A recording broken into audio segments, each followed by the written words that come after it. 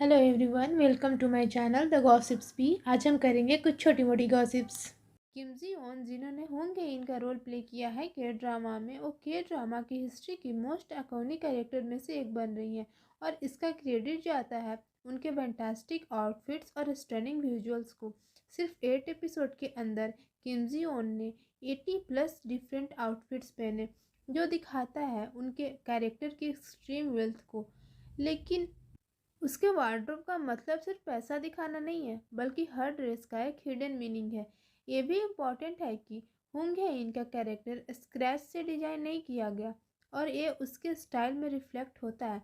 काफ़ी रूमर्स चल रहे हैं कि क्वीन ऑफ टीयर्स सैमसंग के चेयरमैन की बेटी ली ब्यूजून की लाइफ से इंस्पायर्ड है। जो लोग नहीं जानते हैं, ली ब्यूजिन सैमसंग ग्रुप के फॉर्मर चेयरमैन की बेटी है और साउथ कोरिया की one of the most successful business women में काउंट होती है। अभी वो होटल सीला की सीईओ हैं। ली ब्यूजिन को सैमसंग प्रिंसेस के नाम से जाना जाता है और बिल्कुल उसी तरह हेइन का कैरेक्टर बिजनेस वर्ल्ड में एक इक्वली पावरफुल पोजीशन होल्ड करता है, क्योंकि वो क्वींस ग्रुप की थर्ड जनरेशन है। इंटरेस्टिंग बात यह है कि होंग हेइन की लव स्टोरी भी ब्यूजिन की एक्स हस्बैंड के साथ रिलेशनशिप से काफ़ी सिमिलर है। दोनों की लव स्टोरी एक तरह से कार्बन कॉपी लगती है। ब्यूजिन और उनके लव की पहली मुलाकात 1995 में एक सैमसंग चैरिटी इवेंट पर हुई थी।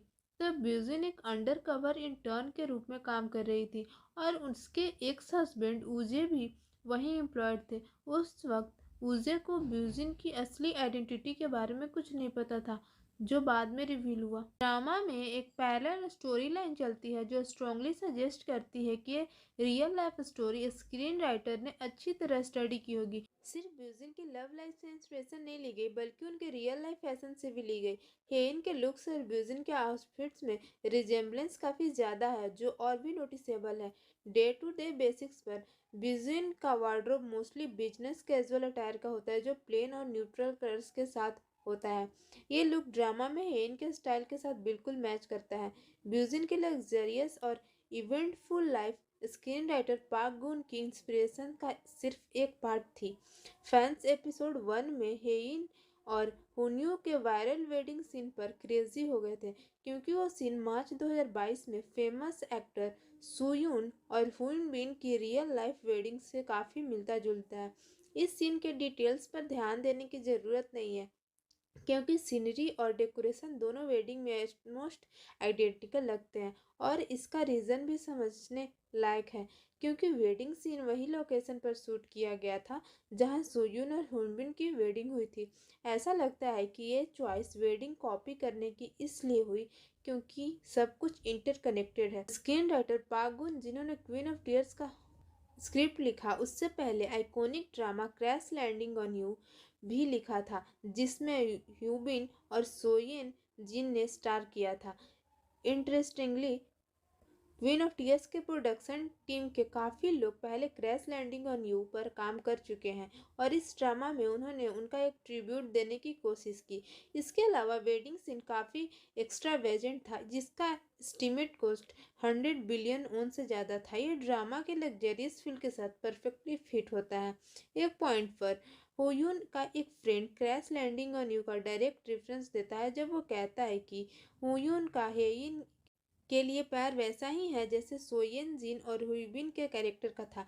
अब जब हम वेडिंग की बात कर रहे हैं, तो वेडिंग रिंग का जिक्र जरूरी है, जो ह्यून्यू और हेइन इस शो में पहनते हैं। ड्रामा का स्टोरी लाइन चाहे उनके रिलेशनशिप्स के अप्स एंड डाउन के बारे में हो, लेकिन हुन्यू और हेइन अपनी वेडिंग रिंग कभी नहीं उतारते, चाहे उनके बीच कितनी भी लड़ाई या कॉन्फ्लिक्ट हो। ये रिंग्स की मोमेंट में व्यूवर्स का अटेंशन खींच लेती है और इनका सिंबॉलिक मीनिंग भी काफ़ी स्ट्रॉन्ग है। रिंग की सिंबॉलिक इंपॉर्टेंस को हाईलाइट करते हुए क्रिएटर्स ने बुल्गारी के सिर्फ नटी ज्वेलरी लाइंस का सिलेक्शन किया वेडिंग ब्रांड्स के लिए। ये लाइन इटर्नल लव, विस्डम और एलोरी को रिप्रेजेंट करती है। दूसरे शब्दों में, इन रिंग का चुनाव जानबूझकर किया गया था ताकि उनके रिलेशनशिप के बारे में कुछ बताया जा सके, कि अपने डिफरेंस के बावजूद वो हमेशा एक दूसरे के साथ खड़े रहते हैं। बुल्गारी एक हाई एंड ब्रांड होने के कारण ये आइकॉनिक वाइपर रिंग्स उनकी इनक्रेडिबल वेल्थ और प्रेस्टीज को भी शोकेस करती है। एक इंटरव्यू में गिवॉन ने रिवील किया कि क्वीन ऑफ टीयर्स के स्टाइलिस्ट चॉइस के लिए काफ़ी थॉट प्रोसेस इन्वॉल्व था। ड्रामा का थीम इमोशन के अराउंड रिवॉल्व करता है, तो प्रोडक्शन टीम को हर पॉसिबल तरीके से इन फीलिंग्स को एक्सप्रेस करना था। कपड़ों और ज्वेलरी के जरिए इमोशन को कन्वे करने का आइडिया इसलिए भी स्ट्रांग था क्योंकि हेइन के पास इतनी वेल्थ है कि वो हर रोज नए आउटफिट्स अफोर्ड कर सकती है। हेइन का कैरेक्टर एक्सपेरिमेंटल फैशन चॉइस के लिए परफेक्ट था।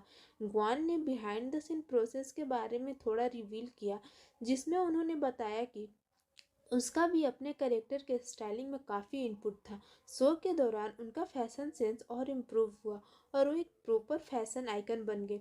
हेइन को अक्सर ट्रेंडी और एक्सपेंसिव आउटफिट्स में दिखाया गया है, जो उनका स्ट्रॉन्ग पर्सनैलिटी का हिस्सा है। यूजुअली ड्रामाज में एक बड़ा स्टाइलिश टीम आउटफिट को कुरेट करता है, इंश्योरिंग कि वो कैरेक्टर के वाइब के साथ मैच करे। पर क्वीन ऑफ टीयर्स के केस में गुआन ने खुद भी अपने स्टाइलिंग में पार्टिसिपेट किए, जो दिखाता है कि उनके भी फैशन में काफ़ी नॉलेजेबल है। गुआन ने एक्सप्लेन किया कि हेन के आउटफिट्स उसके पर्सनालिटी का एक बड़ा हिस्सा है और उसके स्टोरी को बताने के में मदद करता है। उन्होंने कहा, मैंने काफ़ी सोचा था कि हेन का एलिगेंट और एक्स्ट्रावेजेंट स्टाइलिंग सिर्फ उसकी वेल्थ को रिफ्लेक्ट ना करे, बल्कि उसके कैरेक्टर की सिचुएशन और इमोशन से भी कनेक्ट हो। अगर आप ध्यान दिए हो तो इस सीरीज के दौरान हेन के आउटफिट्स में काफ़ी चेंजेस देखने को मिलते हैं। शो के डायरेक्टर ने शेयर किए कि ये डिलीवरेटरी किया गया था ताकि दिखाया जा सके कि हेन का स्टाइल के जरिए अपने पर्सनालिटी और इमोशन एक्सप्रेस करती है। मतलब हर आउटफिट जो पहनती हैं वो उसकी उस मूवमेंट की फीलिंग का एक रिप्रेजेंटेशन है। ज़्यादातर हेन का लुक्स बिजनेस कैजुअल होता है, लेकिन कपड़ों का टाइप और कलर स्कीम हमेशा सीन के इमोशन के साथ मैच करता है। अब जैसे टेंस मोमेंट में वो बोल्ड आउटफिट्स प्रेफर करती हैं, जब उनका पर्सनालिटी कोल्ड हो जाता है तो वो ब्लू जैसे कोल्डर कलर्स पहनती हैं। जब वो डिटरमाइंड या इनग्रेंड होती हैं तो रेड और ब्लैक उसके फेवरेट होते हैं। एपिसोड 7 का रिवेंज आउटफिट इसका परफेक्ट एग्जाम्पल है, जो उस मोमेंट के सही इमोशन कॉन्वे करता है। शो के क्रिएटर्स ने कहा, रिवेंज ड्रेस का कॉन्सेप्ट यूज़ किया गया, जो पहले प्रिंसेस डायना के आइकॉनिक ड्रेस के साथ स्पॉटलाइट में आया था। प्रिंसेस डायना ने जब पब्लिक के सामने एक provocative of the shoulder black silk dress पहनी थी, तब सबका ध्यान उनकी तरफ था। उस वक्त एक बोल्ड स्टेटमेंट था जो ब्रेकअप के बाद वुमेन्स रिसाइलेंस और एम्पावरमेंट को सिंबलाइज करता है। ये ट्रेंड बाद में काफ़ी फीमेल सेलिब्रिटीज़ ने एम्ब्रेस किया। एपिसोड 7 में हेन का अपना रिवेंज मोमेंट था, जब उन्हें पता चलता है कि होयून उससे डिवोर्स लेना चाहता है, तो वो अपने गुस्सा को चैलेंज करते हुए एक स्टनिंग आउटफिट्स पहनती हैं ताकि दिखाएं कि वो क्या खो देंगे। लेकिन उन्होंने ट्रेडिशनल ब्लैक रिवेंज ड्रेस के जगह vibrant red suit dress opt किया, जो उनके इंटेंस फ्यूरी को रिफ्लेक्ट करता है। ये ड्रेस ना सिर्फ उनके बॉडी को परफेक्टली हग करती है और अमेजिंग लगती है, बल्कि काफ़ी एक्सपेंसिव भी थी, जो उनके कैरेक्टर के लग्जरियस लाइफस्टाइल के साथ फिट होती है। पूरी आउटफिट हाई इन ब्रांड से फुल थी, जैसे वेलेटिनो, बालमेन और बुल्गेरी। $50,000 से ज़्यादा था, जो काफ़ी क्रेजी है। हेइंग का वार्डरोब का बड़ा हिस्सा इसेंशियली एक्सपेंसिव नहीं है, और ये बात बिल्कुल सरप्राइज नहीं है। एग्जाम्पल के लिए एपिसोड 4 में ह्यून जो शूज़ उन्हें गिफ्ट करते हैं वो रोजर वाइवर के डिज़ाइन किए हुए थे और उनकी कॉस्ट $1,200 से ज़्यादा थी। लेकिन हेइन के सारे आउटफिट्स इतने एक्स्ट्रा वेजेंट नहीं होते। जब वो पीसफुल स्टेट में होती हैं तो वो उसके कपड़ों में भी रिफ्लेक्ट होता है। कैजुअल अटायर का मतलब होता है कि वो खुश है और सीरी फील कर रही हैं। ये एक स्टेंटिंगली तब होता है जब वो हुयून के साथ होती हैं। Thanks for watching my videos and for more such videos subscribe to my channel The Gossips B. Thank you.